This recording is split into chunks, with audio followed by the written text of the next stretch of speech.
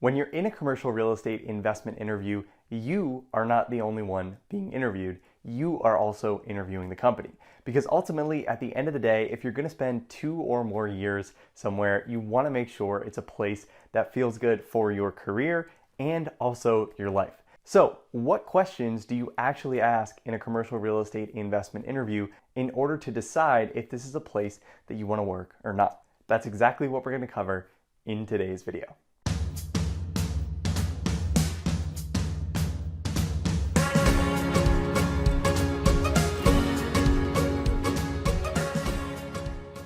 To stay updated with all Break Into CRE videos, make sure to subscribe to this channel and hit the notification bell to be notified every time I release a new video.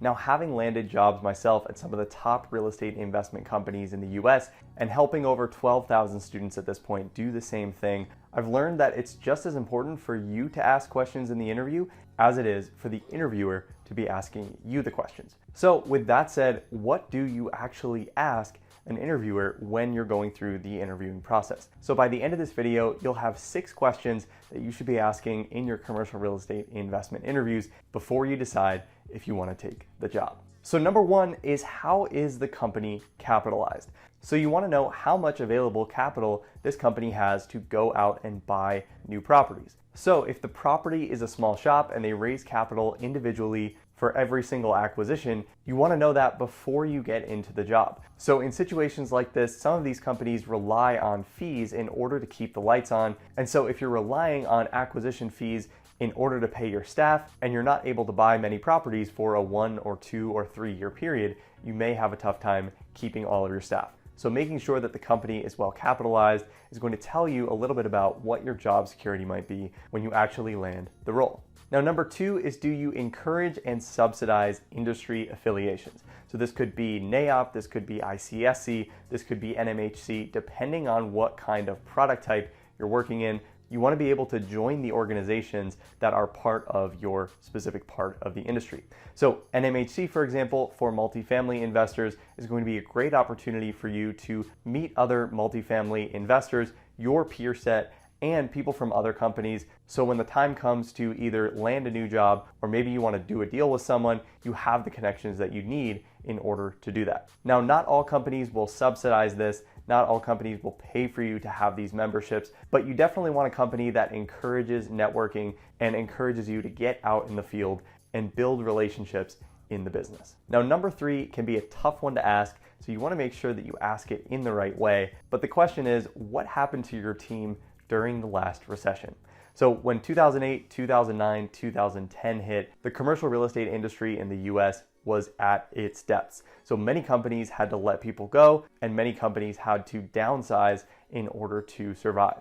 But at the same time, many companies held on to their employees and found a way to make it work. So asking this question and figuring out what exactly happened during the down years can give you a good idea of, again, your job security if things were to go south in the economy and the company were to fall upon some hard times. Now, number 4 is, can you tell me about some examples of people who have started in my position and grown to more senior leadership within the company or outside of the company?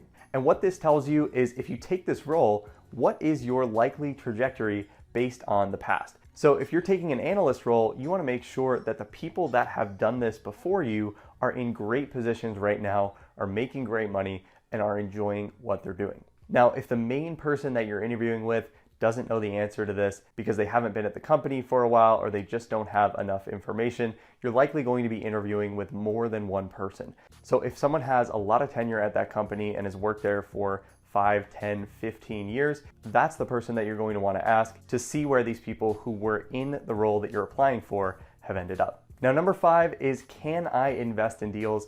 And if so, what is the structure? So as a real estate investment professional, if you're getting into this field, you likely want to own real estate yourself. Either you want to own buildings outright or you want to own a piece of larger commercial properties. Now, many companies that you work for, especially the smaller ones, will allow you to invest small amounts of money into deals that you work on.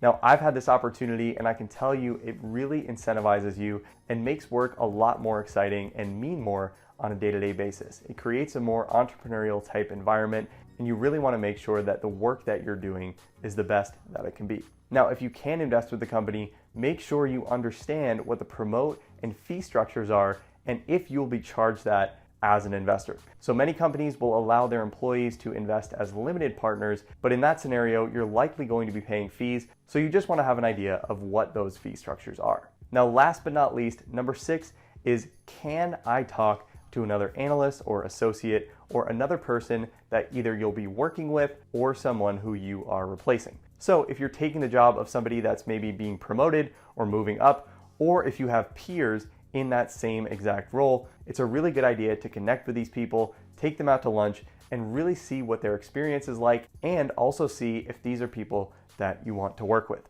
Now, I'd recommend this after you've actually gotten the offer, but before you actually decide if you want to accept or not necessarily during the process where the company hasn't yet decided on you. So those are 6 really good questions that you can ask.